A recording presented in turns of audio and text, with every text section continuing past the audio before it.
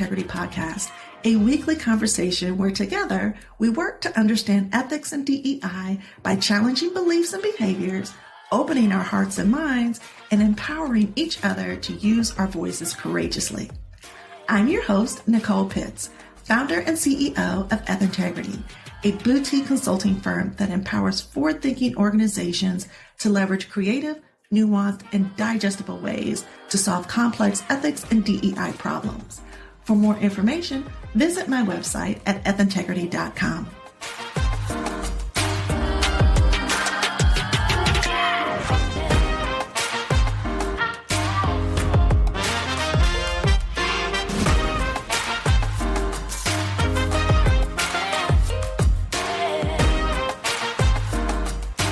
To the Eth Integrity podcast, Gina. I'm so excited to have you here. I am so excited to be here and do this podcast with you, Nicole. I've been looking so forward to it.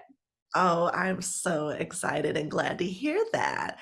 I really love your journey. I feel like in some ways we've got similar journeys since we have a bit of a similar background, but I loved your career journey from employment lawyer into this personal coaching or business coaching career that you have.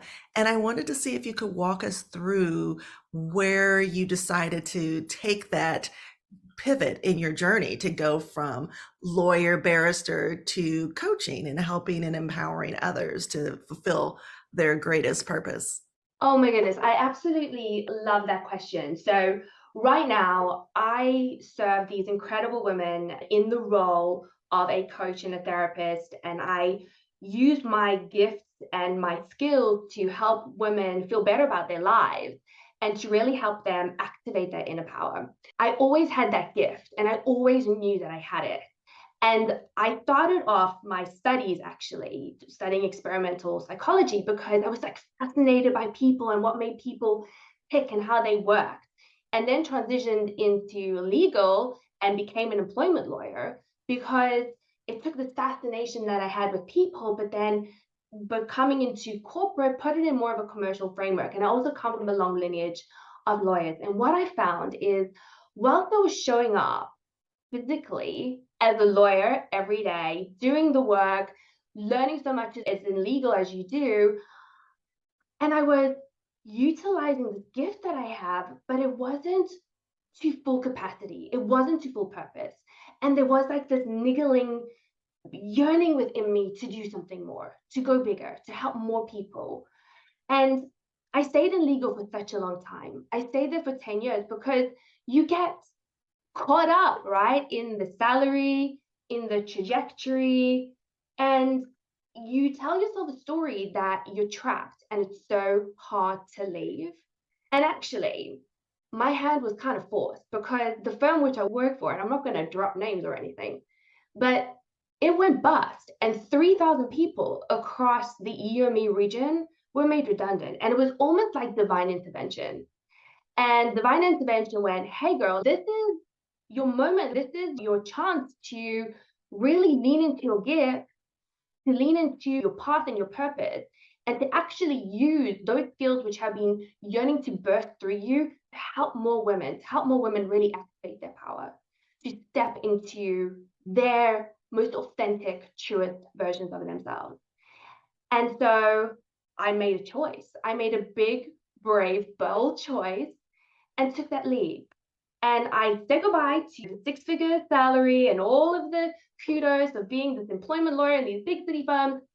And I went, you know what's more important to me? What's more important to me is to follow what turns me on, follow what brings me joy in a challenging way, because as we know, like the path of entrepreneurship is not an easy journey. It is not the easier path, right? But when you commit to that challenge and you grow and you learn and you fail and you learn and you succeed and you learn and you help and you activate that deep sense of service, that is what made me connect to the pivot. That's what made me jump. That's what made me take my great leap into the world of coaching and personal development. And what do you feel like has been your most fulfilling or rewarding part of coaching and personal development? so far? Oh, I am so privileged to work with such incredible women. And these women are so successful and so powerful, but somewhere they have been conditioned still, notwithstanding the fact that they have the success and on paper the power, and they assume these incredible leadership roles and these amazing businesses, they still, for some reason, don't think that they're enough. Mhm. They still, for some reason, don't connect in with that worth and that value.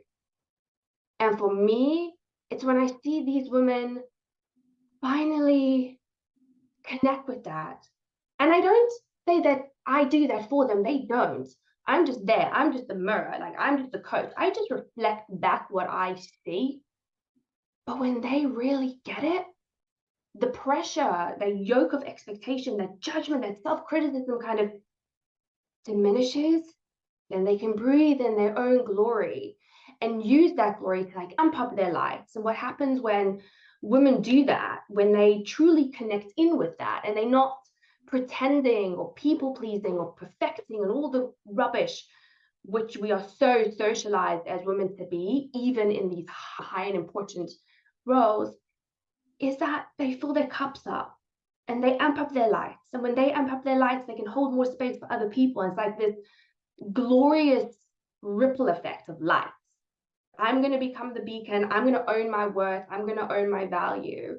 And what you do is you encourage people to meet you there. You encourage people to meet you at that energetic frequency. They say, hey, like, look at so and so. She's doing so well. She's so in her groove. Mhm. I want some of that. And it happens on a subconscious kind of energetic level. It's like this ripple effect of light. And so this is what keeps me going. It's like that is my gift, that is my service, that is my role to support, guide, help, reflect, mirror back to these women that they have all of this power within to activate, to be free into the world. And in doing so, you become the light for other people. You do such a great job of reframing. And that's one of the things that I really enjoyed with working with you. And to the listeners, I Yeah. first came across Gina in 2020, about Yes. a month after the pandemic started. And you were doing a webinar for this personal club in London that we were both Mhm. part of. And I really connected with you and reached out for you to be my coach. I do give you a lot of credit for helping me work through my self-limiting beliefs. I still use those tools because you would reframe it and be like, but what if? Yes. And a lot of the pressure that I would put on myself and these high expectations were self-inflicted. And Yes. it was understanding it's okay Yeah. not to meet those high expectations every day Mhm. because most people don't have that expectation. You set the expectation with Mhm. people that you work with, and that your 100% is way above and beyond. And if you show up at 50%, especially if you're an overachiever, Mhm. already exceeding expectations. And that's one of the things that really, really helped. Yeah, 100%. So there was so much in there that you just said. I want to start with how women are socialized because I think it's so important. We are so conditioned to be perfect, to be the good girl, to people please, to have everything achieved and perfect right now, Mhm. that we lose ourselves in the process. And I'm going to use the word patriarchal. I do not mean men. I mean an energy or belief system under which we have all been brought up in, and it's what has predicated modern society today. So we live in this patriarchal paradigm of harder, better, faster, more, more, more, that we forget who we are and why we are here and what we are doing. And it all becomes achieving for the sake of achieving for the sake of receiving the good girl pat in the back and that external validation and that sense of enoughness, rather than realizing that we have that enoughness just from within. And so we lose sight of what we're doing, why we are here. And it's also reactionary. It's also dictated by the external, rather than coming back into the internal and recognizing that we as women We are one holistic being. Our work selves is our home selves and it's our personal selves. And so we have to be looking at our lives holistically and recognizing from what energy and from what position we are operating from. I know for us, and I use the word us, is that we had a predisposition, or one does, particularly when if I use the example of the entrepreneurship journey, is to model the corporate paradigm onto that. And so we were talking about expectation and judgment. Well, where did you learn that from? It's from this very corporate patriarchal paradigm. And actually, what we realize is that it gets results, but you're going to burn out. And it's exhausting, and it's not actually healthy or in alignment. And so, where the reframe comes from is really being brave enough to critically examine your modus operandi. Like, why am I operating like this? What am I trying to prove, and to whom? And where did I learn all of this stuff? There must be a different way, right? Like, what if there was a different way? What if there was a way of operating and being that achieved success while also achieving rest and balance? What if there was a way of being that meant that I didn't have to put all of the pressure and expectation and judgment on myself, but still got the results that I wanted? And what we learn when we go on these journeys is that there is. And it all starts with you getting super clear about what you really desire for your life.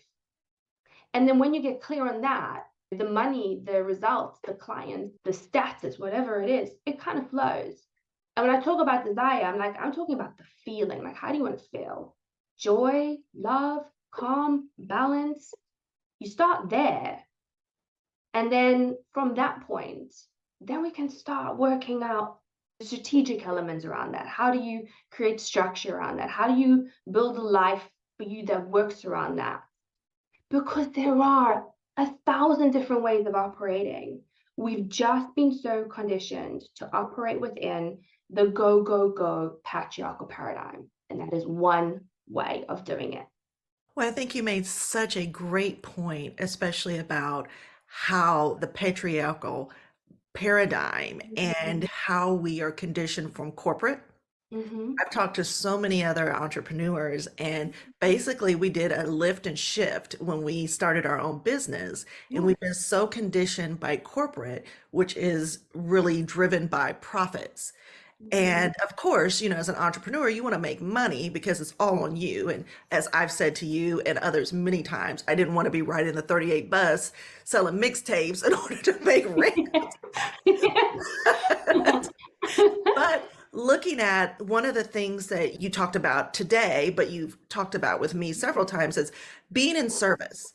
And Mm. that really was changing the thought pattern from profits and how do I make this business to be successful in the terms of corporate, what I've always defined as success, versus how do I empower and serve others Mhm. be the best, to give out that gift so that they can be better. How do they make lives better for the people that work in their organization? And that really was, I think, a critical shift in looking at business models.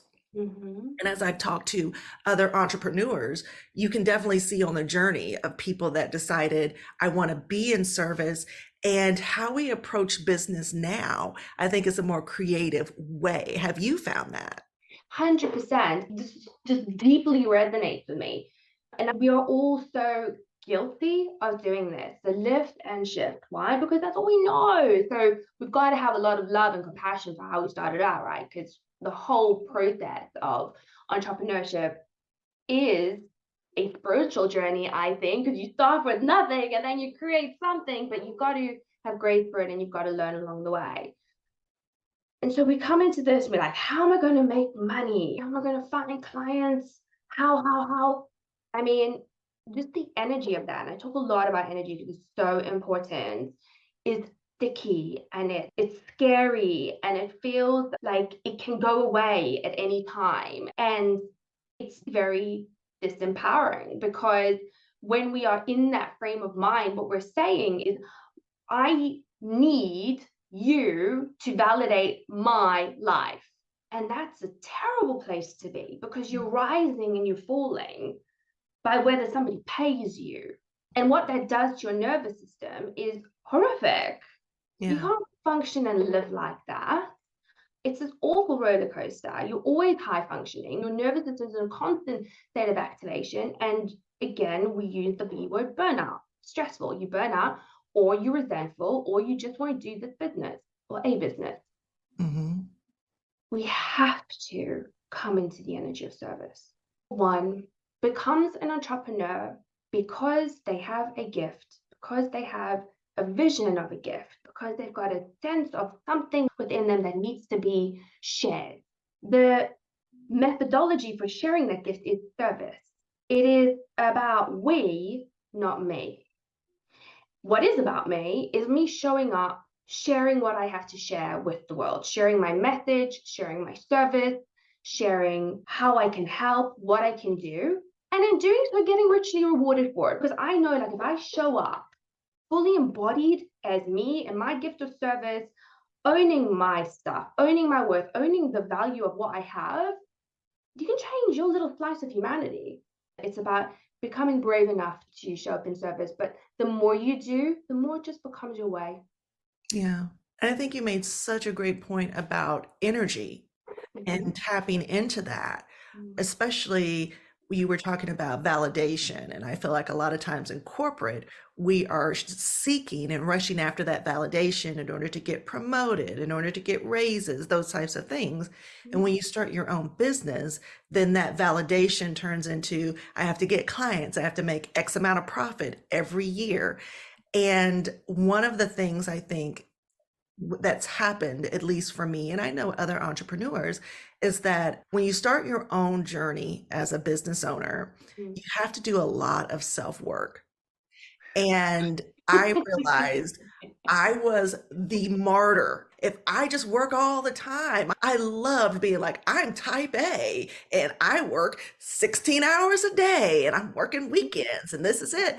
Because that was kind of a badge of honor, realizing it was actually not, No. which in taking that to the entrepreneur side, and you work even more because there really is no demarcation to your day, then you do slide into burnout. So it's that, how do I change my energy?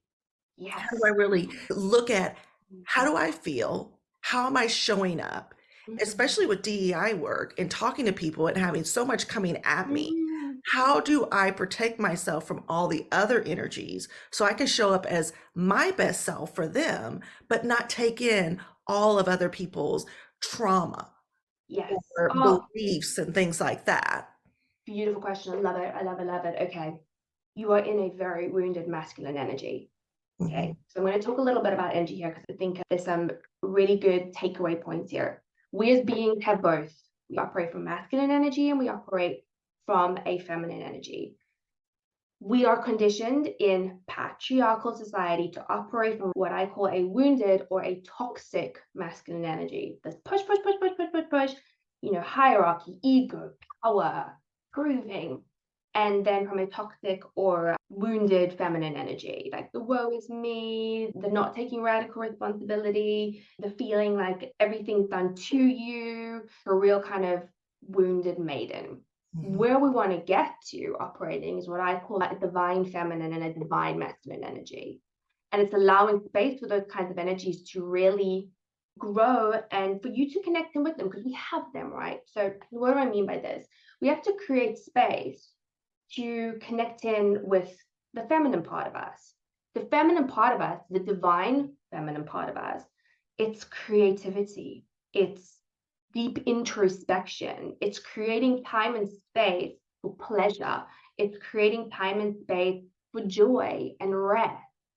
It's creating time and space for love and compassion and self-love and self-nurturing. Think of like big mama vibes, right? Like this like real divine nurturing kind of energy. But we don't give space to that, particularly at work or in our businesses, because in patriarchy, it's seen less than.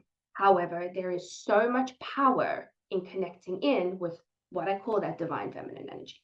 Because in that divine feminine energy, you find you recharge, you connect in with what lights you up, you connect in with what turns you on, you connect in with your creativity, you connect in with the joy of life. Because if we just stay here operating in this kind of toxic, high functioning energy, well, where's the space for that? And then you can see how the balance tips and we're in burnout land and it's stressful. And this whole thing, which is the reason why we left corporate and built these businesses in the first place. Look, I just want to go back into corporate. At least I was getting paid, you know? We've got to bring the conscious awareness and asking ourselves, what's the energy, the underlying energy that I'm constantly operating from? And where in my day can I just create a little bit more space to be in that feminine energy? It can be as simple as lighting a candle and having roses in your office. Look at that just brings you back there, but you running yourself a bubble bath, creating time for deep introspection, meditations and visualization, allowing yourself to connect with creativity on a more spiritual level. If you into it, like maybe connecting in with the seasonal cycles, you know, autumn's an amazing time of change. That's very feminine. Or if you're into the moon cycle, connecting in with that, finding empowerment and wisdom through those channels. And then as women connecting with your internal cycles, whether or not you still menstruate, it doesn't matter. We're still cyclical beings. That's very feminine. But we have to give it some containment. And so if we can find a way of being in that feminine and then doing in the masculine, so we be in the feminine, we find our creative juices, connecting in with intuition and deep inner wisdom, all of that wonderful feminine juicy stuff. And then let it be contained by what I call that divine masculine. Give it structure and form confidently and courageously in that divine masculine. And then when you start playing with that, you can start finding a little bit more balance. When you do that, it also allows time for the nervous system to regulate, to become less activated, to become less high functioning. Cortisol levels in your body, you're going to just have a moment to release that you're not always high functioning, because what often happens is when we just high function the whole time and then we stop, get sick. So it's just creating that balance. To your other question, when we are in a entrepreneurship or leadership or just a person in the world position, how do we deal with a lot of kind of negative stuff which comes at us? And this I'm going to use B word, boundaries. We have to set our empowered boundaries. And it starts with us choosing to set them. And it's freaking hard for the fawning, people-pleasing good girls, perfectionist girls, to set those boundaries. But if you are going to survive in this world, the boundaries is imperative. And actually, I love the 1st of November because November is November. It is a time to say no to the people, places, and things that drain your energy. So the question I'd like you and all the listeners to ask themselves is, where can I challenge myself to set one empowered boundary? Now, what do you mean by empowered boundaries? Yeah, Because I love that phrase. definitely. So an empowered boundary is, if we think of ourselves like a vessel, and we are a vessel which is made up of a resource, and that resource is called your emotional energy. There's only so much of it within you. So we choose to give it over here, maybe to that toxic person. We choose to give it over there to that not nice thing that was said to us. We choose to maybe give it over there to something which we didn't really want to do, but we said yes to, but we didn't really want to do it and it's draining. Or we say yes to that person, but we don't really want to hang out with them because they're just completely negative. But what's happening to your energy? Your emotional energy is going less and less and less and less. You like look at it like a fuel tank, right, in a car. Setting an empowered boundary is empowered enough to go, do you know what? My energy is my most precious resource. And so I'm going to be brave enough and courageous enough to set boundaries on that. And to say no when I need to say no, to speak up when I need to speak up, to push back when I need to push back. But we choose to set the boundary first. We go, I'm doing it. I'm going to do it. And it's scary because what happens is when we set a boundary and people have been so used to taking or slinging or whatever, they might throw a tantrum, but that's their problem, right? Like that is their shtick, not your problem to appease the tantrum. You just got to come back and empower yourself to set the boundary. No, this is the level of respect I am demanding for myself and my lifeblood and my precious emotional energy. And that's what I mean. And the more you do that, the more the negative stuff just kind of doesn't land so hard. Because when you don't set that boundary, because imagine like you had your car and you left the fuel tank open, just leaking. And Mm-hmm. so it depletes and depletes and depletes. So when something not so nice comes your way, it hits you hard because your tank is low. And so it becomes very important to coming back into that empowered place of setting the boundaries. And as I said, it becomes easier to take the tough stuff. It Yeah. doesn't knock you so much. And I know we also have discussed during our sessions quite a strategic way of dealing with it, a mindset type way of dealing with it. But there's a wonderful spiritual tool, which I love to do as well. It's called bubbling. We've spoken about it, Mhm. where you simply just visualize this glorious bubble encasing your whole body. And you can imagine it growing from your heart center. It just grows and grows and grows and grows. And it just bubbles you and it protects you. And you can put that bubble around yourself every morning before you start your day and to be like in this bubble. And you can imagine maybe it's your aura, your auric shield, whatever it is, be whatever color, but that's your space. And so if like you have a neggy whoever or a toxic whoever or a situation come your way and they're throwing their little arrows at you, you just imagine it peeling off your bubble. And Mhm. actually, it provides the brain an anchor to go to so you can quickly pull yourself out of a tricky situation with something toxic or negative that has the propensity to drain your energy.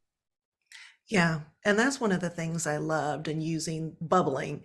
I looked at it as that I have this bubble around me, and then Mm. anything that was toxic or negative or just not serving my highest good, it was kind of like a dirt that would attach to the Yes, bubble. And yes, then at the end of the day, I would take a shower and do this visualization of scrubbing off all of yes. that negativity from my whole energy. And it really lifted my spirits.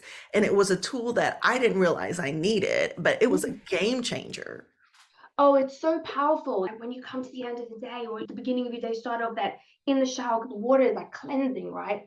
And you just wash all of that stuff off of you. And we used to say mantras, didn't we? It's like cleanse myself of all that does not serve me.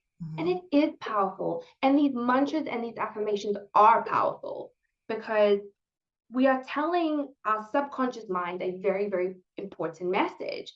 We are telling our subconscious mind, which is our operating system, really, more so than the conscious mind, where all of our thoughts and stuff reside. We're feeding a message to the subconscious mind that says, I'm better than this. I deserve better than this. I'm cleansing myself of this. I value myself. It's empowering yourself to make your moves and your decisions and set your boundaries and the base level treatment of yourself through that higher self version of you. So that's the version of you who had made it, right? Like there she is, who is you now, right? So she is you now. And I think it's important to say that. She resides within you and you just more and more activating her and becoming her every single day. But it's asking yourself, well, how would she set a boundary? What would she do? If I made decisions through that future self version of me, that woman that I'm becoming, that I'm stepping into, that I know is inside me, that I'm just unlocking, the one that's made it, that a happy, healthy, successful version one, like where would she set that boundary? What are the moves that she would make? What's the decisions she would make? And that's a really powerful reframe as well to use that because that's going to pull you forward. That's going to get you making decisions through the filter of your future you rather than where you are now. So that's going to kind of pull you out of your comfort zone towards where you want to be. Yeah, and that was actually one of my favorite visualizations because Yeah. sometimes if you can't see it, it's Mm, very hard to achieve it. And yes. visualizing that successful, empowered you Mm, and the advice that she or he would give to the current you was really helpful in taking some of the emotion out of it. Mhm. One of the questions I do have for you is, what are some tips and tools that people can use to really activate that inner power that you've been talking about? You talked about the empowered boundaries, the visualizations and meditations. What other tips do you have for people to really step into their highest self? Oh, yes. Juicy question, and I love it. Okay. We as humans have this amazing superpower. I'm going to drop it. Drum roll, please. It's called your choice. It's called your choice, right? Yes. And we don't use our choice properly. Okay. So we have to choose to go first. We have to choose to believe in ourselves so freaking fiercely. We have to choose to believe that we are on this planet in this extraordinary, wild time in our collective consciousness for a damn reason. As I said, to share our gifts, to be of service, to make the world a better place. So it starts with you choosing to A, believe that you have this unbelievable power within you, that if you were just courageous enough and brave enough to move past the fear and the self-doubt and the imposter syndrome and all the negative stuff, which by the way isn't even yours, right? Like you learned that stuff from your ancestry, God bless them, from society. Like it's learned. And when you are in a state of fear and self-doubt, imposter syndrome, all that like kind of negative stuff, which kind of wraps its stuff around that inner power, higher self you, like all you're doing is processing other people's BS, as well-meaning as they were, right? You just learned this stuff, because we do as kids. We learn it. It's all picked up from your early childhood. So if you were just brave enough to look beyond that and realize with consciousness and awareness that this self-doubt isn't who I am, this fear isn't who I am, this imposter syndrome isn't who I am, it's an emotion and a feeling I may have with me today, but at my core, what am I? Now, I like to think about it in a spiritual perspective because that gives me a lot of empowerment. Like, I fundamentally believe that we are divine sparks. And whether you believe in a God or the universe or the stars or fairy dust or whatever, like, we have an element of creative magic inside of us. And that's your power. Some people call it a soul, some people call it God, divine spark, universe, whatever. Don't care what you call it. I want you to connect with the feeling of it. And it's that part of you which is like, hell yes, I can do this. It's the reason why we got our big jobs in corporate. It's the reason why we went on this entrepreneurial journey or whatever it is that you listen to do. It's that bit of you that's like, I bloody can do this. And then what happens is as soon as you say that, then all the negative stuff comes. See, but you've got to choose to believe in that spark no matter what. And you got to choose to go first. What do I mean by that? Cannot wait for the client or the promotion or the pay rise or the partner or the friend to come along and say, okay, now you're good. Now you're good. Now you validated, off you go. Like you've got to choose to just be like, okay, well, I'm going to do it now. I'm going to choose to go first. Yeah. I'm going to go first with believing in myself. I'm going to go first with recognizing that just within me today, I've got so much incredible skill and wisdom and resourcefulness and brilliance just wrapped up inside of me, just that I've learned from being a human for the last X years that you have lived on this planet. That is of high service that I could share today that could change somebody's world. It's choosing to believe that you are enough. It's choosing to believe that you are a spiritual being having a human experience. And there was a French philosopher who said that's not me, and I can't quite remember his name. It means that even though we have that spark of greatness and power within us, we're human. And so all the humanness is going to come along with us for the ride. And how much grace and compassion can we have for that humanness? Because the humanness is the fear, the humanness is the doubt. The humanness is the longing to belong. That's a part of us which craves the validation. But when we look at all the humanness of us, like, what can we learn from that? Why do these things keep on showing up for me? Because there's great wisdom in what we have been taught are our limitations, but effectively, they are simply just showing you the patterns of behavior that have been emerging for you your whole entire life that you need to work on and heal and integrate and shift in order to get to the next level. So when I talk to activating your inner power, it's like recognizing like that's all you, right? Mhm. That's all you. Like nobody is gonna give you that. And it all starts with your choice and recognizing that fundamentally that inner power can never, ever, ever be taken away from you. You give that stuff away, right? You give it away unwittingly. Yeah.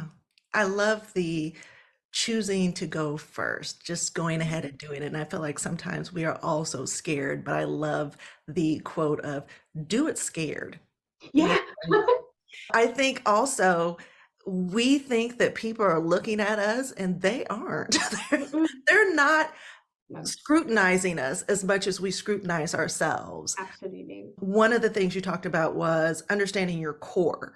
And Mm-hmm. something that you and I did together was realizing and identifying my core values. And I've talked Mm-hmm. about this in Mm-hmm. other podcast episodes, is Mm-hmm. that we're so conditioned to understand the company's core values that Mm-hmm. sometimes we don't know what our own core values are, which means that we are seeking this other validation, this external validation, and we haven't rooted ourselves by understanding our own values. So can you talk about some ways in which to identify your core values and really get started on that road to see who you are and what you truly believe in? Yeah, for sure. Before I actually do that, I just want to pick up on the one thing you said, do it scared. And I absolutely love that because I think there is a huge misconception in life, whether you are just a human or you are a career person or a business person, an entrepreneur, whatever you do, is that when you reach a certain level, the fear and the self-doubt and the imposter syndrome goes away. It does not ever go away. And I think that's actually quite refreshing and empowering because you haven't failed if it doesn't. It's just as we go up in levels, the things change. It's just which voice are you going to allow to be your guiding light? Are you going to be guided by the fear or are you going to be guided by the inner power? And again, it's the power of your choice. And to the point about being scrutinized, like this is it, like particularly in this day and age, people's attention spans are short, right? And so one gives themselves such a hard time, like in your head, all of the things, but actually, everybody's too busy focusing on their own business. And again, like when you're in that kind of mindset of the scrutinizing, that is the voice of fear, which is guiding and running the show. If you were an inner power, well, it might be easier for you to let go of that yoke of self-criticism and judgment. So to the question about finding your core values, fundamentally, what is a value? It is a principle or belief from which you live your life and from which you operate from. And if you are an entrepreneur, well, your business is simply an extension of you. It's like the roadmap from which your business operates from. And there's so many cerebral ways that you can literally get yourself like muddled in a complete kerfuffle about it, like trying to think it through and doing all these online tests and psychometric tests and all of the things. I think it's really simple. Got to drop out of your head, just shut down those thoughts. What can happen is when you start to think things through, or you're too much in the cerebral, you go into comparisonitis. What's this person doing? What's that person doing? And should I be like that? And then we're like in the should energy. Should energy is sticky because it's not in alignment with you. And also, we start to detract from inner power because when we're comparing, again, it comes from a place of self doubt or fear. We compare because we're doubtful of what we actually are. How do we find out what we actually are? Got to feel it, got to feel it, cannot think it, got to feel it. And the simplest way to do this is you can just come into that state of closing down your eyes and putting your hands over your heart center, your soul energy, that divine spark lives here in your heart center. And just shutting down your eyes and just breathing for a moment, coming into stillness, into being, and just allowing a bright orb just to kind of appear above your head when you're in that moment of stillness with your eyes closed, and just allowing that orb to straight down your head. And as it does, it kind of just starts to dissipate all of that negative, thinky, logicy, sticky stuff. And just allow it, allow that light to come and rest in your heart space and just truly feel it. And when you hear it, you just ask yourself some questions and go like, what lights me up? What brings me joy? What stretches me into the most exciting version of me? What stretches me into that higher self version? What feels good? Do you follow those feelings? And then allow those kind of nudges to come through. It's like, oh, I like leadership. Oh, I like freedom. Oh, all of that stuff, which you may or may not have gotten there if you were just trying to think it through. Allow your values to come from the core of you. Allow your values to come from your heart and your soul. Allow your values to come from that inner power version of you. And you will get there through feeling it in your body, not thinking it in your mind. Yeah, I think that is so true. And also being authentic. Um, Yes. because Oh, I feel like, favorite part. yeah, I mean, when you challenge those values, I think when we first do it, we do default to what we know.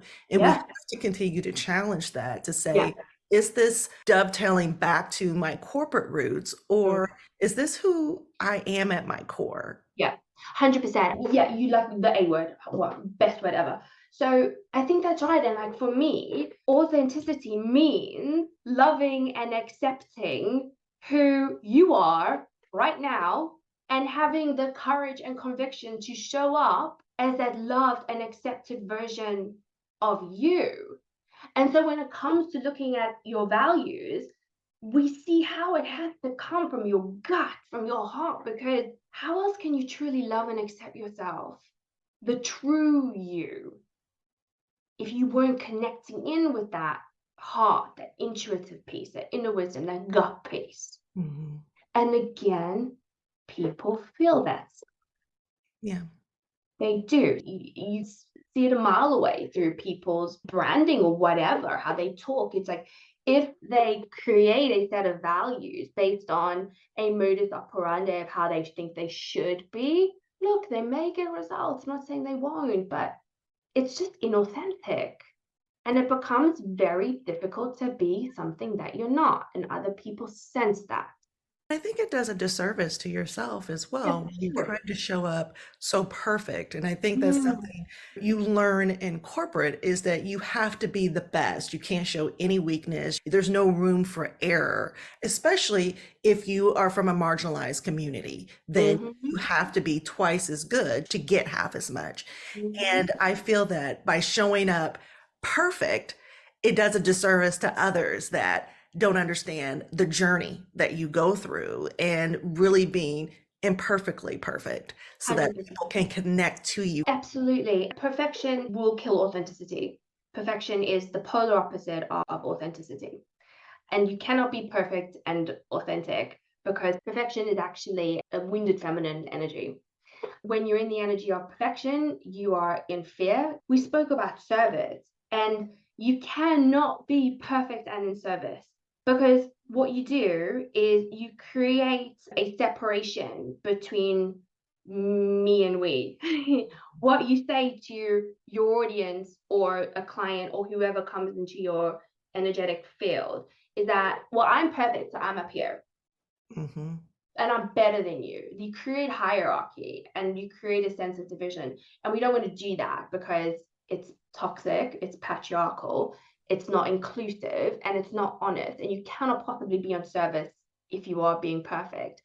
So to truly be in the energy of service, it's having the courage and conviction to show the world who you are and what you're made of, and that you're human, and that you have grown and learned and done and slipped up and had challenges, because every single one of us does. And Mhm. perfection has no place there because it blows a hole right through the things that are going to allow a client, a person, another soul to truly connect in with you, because you're creating a hierarchical wall there. My experience when that happens is whoever then comes into your orbit, the whole relationship just doesn't work because it's built on such rocky, untruthful foundations. Yeah. And it's almost like the voices of the few Mm, outweigh the voices of the many. And I use the example of people that will point out mhm, where this wasn't perfect. It's to your point of setting that empowered boundary to say, I'm not going to take this in, and I don't need to really give a lot of credence to this. I always look at criticism as I want to take the nuggets from it, but I don't mhm. want to take the trauma of it. Yeah. And look, the fundamental truth is to receive any form of criticism is hard because we're human and that is a very normal human emotion. So you're allowed to feel upset or shook or whatever. But as you rightly said, it's like, okay, now where are we going to go with this? What's the spiral? Is it going to go up? Is it going to spiral me down? Or am I going to learn from it and allow it to make me use this as a springboard to my next level of growth? And again, I use the C word, that is your really comes down to your choice. But I totally get and resonate how the voice of a few keyboard warriors or something maybe your colleague or boss says to you can really shake you. But if you can really empower yourself to say, okay, what's the learning here? Because I am human. What can I learn from this, either about myself? Where can I improve? Because we're allowed to improve. Improvement doesn't sit alongside perfection because you can't improve if you're perfect. It doesn't work. But improvement, Exactly. yeah. So improvement is a really empowering place to be. And Mhm. it is finding that activation of inner power to raise their, okay, right, what am I going to do with this? Spiral down or springboard forward? Because you have that choice and that power within you.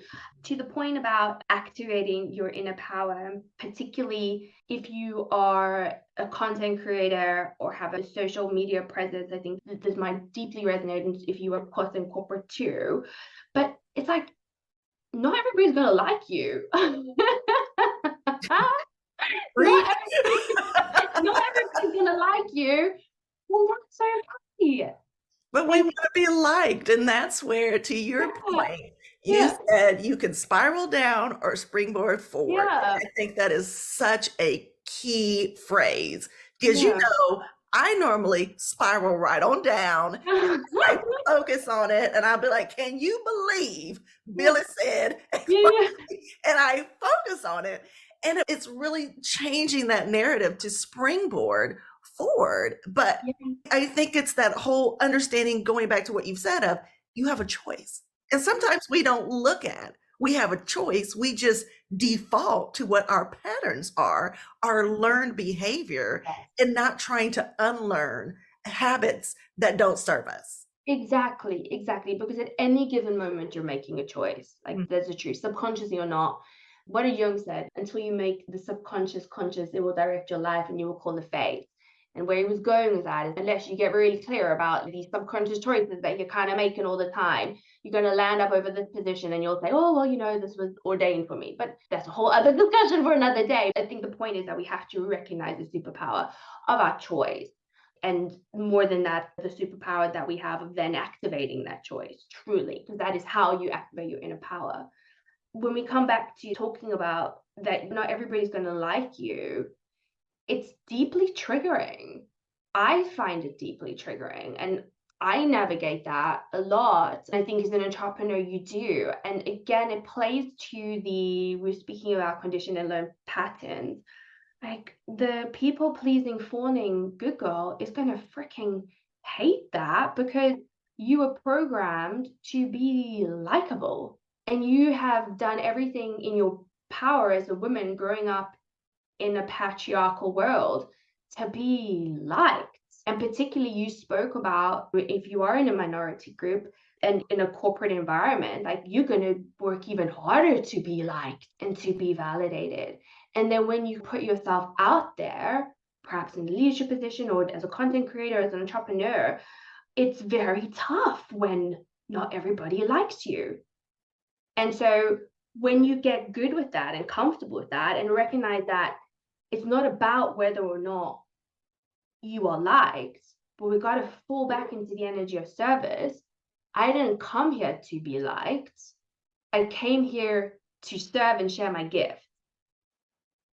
And in sharing my gifts and spreading my word, I may trigger some people. I don't believe in utilizing trigger, but some people might get triggered by what you say. It's Mhm. in that delivering of a message, we can only hope that either the trigger for them is going to awaken something in them, because when somebody gets triggered, it's scratching on trauma, a belief, a limiting belief, something about themselves, which they need to look at and they need to work on and they need to heal. It's not about you. Mhm.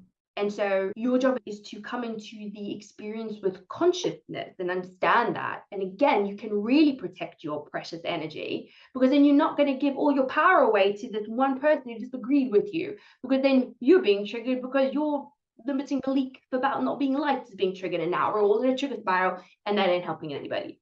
Yeah. So if we can see that and hold space for that person, and hopefully they'll either be enlightened and question the reaction, or they won't. But Yeah. either way, that's not your responsibility. Your responsibility is to keep on showing up in service, shining your light, and sharing your gifts with the world. Yeah. I tell everybody that coaching is a game changer. And I feel that historically, it's only been offered to executives, and you really do need coaching earlier on in your career to help Yeah. understand who you are and how you're showing up. So, how can we leverage coaching to be courageous and be our authentic selves? I think coaches come in many forms. A good coach is a mirror. A good coach is a mirror of your capability, of your potential, of your power, of your blocks, your blindsidedness, and your triggers. So it could be anyone. If we're talking about it in more of a professional context and hiring a coach, or you get given a coach, and how we can leverage that, I think it is really important, because fundamentally, no man or woman is an island, right? And when we talk about how we are all pre-programmed and we're all conditioned, we develop our belief system and our modus operandi through how we were brought up, the societies we grew up in, the ancestral lineage. And it becomes hard for us to see ourselves. But the yearning and the desire to see yourself is there. And so it starts with that element of awareness. And if you work with a really a good coach allows you to see yourself in all facets of you, the good, the bad, and the ugly. But no facet is better than the other, because all of them make up you. And it's about learning to work with all parts of your psyche, that inner power, soul, divine self, the egoic self that sits in fear and comparisonitis and all of that, the part of you that just wants joy and freeness. It's understanding that you are one whole being, and a good coach will guide you there. And in coming into that place of acceptance of yourself and of all the facets of yourself, it becomes a very important tool to leverage, because you're not just showing up as the perfect version of you. You've come into a place of, I've accepted myself, all of me. I know how to operate and work with all of the parts of me, because they all contribute to the tapestry of who I am. And that tapestry of who I am, that collective experience, accumulates in your knowledge and your wisdom and your gift to share. And I truly believe that coaching can unlock that for a person, because it allows them to truly see themselves. It allows them in a very safe and loving, tough loving environment to be challenged and to be stretched, and to have a safe space to show up in their careers, in their business, the most empowered, vibrant, authentic version of themselves. Yeah, I love that. So, rapid fire questions. Let's go. If you could be remembered for one thing, what would it be? Oh, that I really helped people activate their inner power. Yes. And if you could give your 18-year-old self a piece of advice, what would that be? Babe, you're enough. I love that. You're enough. So, what is the insult that you are most proud of? Yes. Okay. I love this one. Um, oh, so you just think you're God's gift, don't you? I'm like, yes, I am. And so are you. And Mm. this actually came of a post that I put out about self-promotion and talking about your brilliance and talking about your gift. Because if you're not shouting about yourself, then who's else going to shout about you? And Mm. this person got really triggered by it. And I'm really proud of it because I'm God's gift. You are, you are, you are. We all are because we've got amazing gifts to share with the world. Oh, I love that. What is the most important lesson you've learned over the course of your career so far? Yes, that you don't have to have achieved everything right now. Grace for the journey. Oh, yeah. Grace for the journey. Because I it's a love journey and it's developing and it's growing, and you're a human who's developing and growing. So have grace for the journey. You don't have to have it all figured out right now. I love that. Grace for the journey. What do DEI and ethics mean to you? Yes. So it means creating safe spaces or environments where all sorts of walks of life and people from whatever background you are can courageously and confidently share their voice. Our differences collectively together is what makes the unity powerful. Mhm. And if we look at how it can be used in businesses, you get so many different ideas and creative approaches to how something can be done. And you're only going to get that if you heard everybody's voices. It also means being brave enough to look at yourself in the mirror, to look at where your unconscious biases have come from, Mhm. and to do better. Yeah, I agree with that. So, last question. Yes. What do you do for self-care to make sure that you are productive and happy? Yes. So I am a big believer in self-care. Huge. And trust me, when I was working 19-hour days in corporate, I was not. I wore the badge of honor. I consciously create space in my day for exercise and to be. So I will normally drop my kids at school and nursery, and then I will either do a little bit of gym or I spend a lot of time in my yoga studio. So I always start my day off with exercise because I've done something for me. And Mhm. I know that I've got to fill my cup up so that I can hold space for all the incredible women and people that I serve. I also carve out time. It's about creating balance as you go through your day, because what we often try to do is like we do our day and then we try to create balance at the end, and that's like it's very hard to do that. It's just blocks of time just to be. So put it in your work calendar, just a couple minutes just to sit and breathe, just for the sake of breathing, to just come into the present moment, to step away from the desk, and to just make sure that I'm checking in with how my nervous system is feeling. Am I feeling anxious? Do I need to move my body? Do I need to take a moment to breathe? Do I need to take a moment to like tune in and come out of my head, which is just full of thoughts? So consciously creating time to be.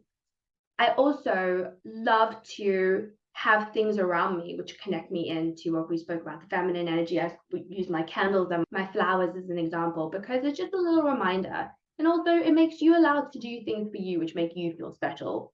So, the mindset around that is your self care is proportionate to your level of success.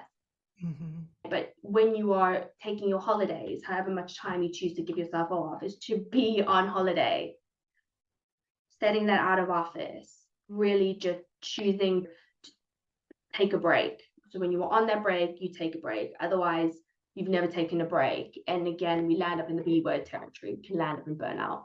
Yeah. Well, vacation is to vacate. So, Yeah, exactly. yes, yes. Well, thank you so much, Gina, for joining me on the podcast today. I felt like this was such a great conversation and you gave a lot of great information. So I truly, truly appreciate it.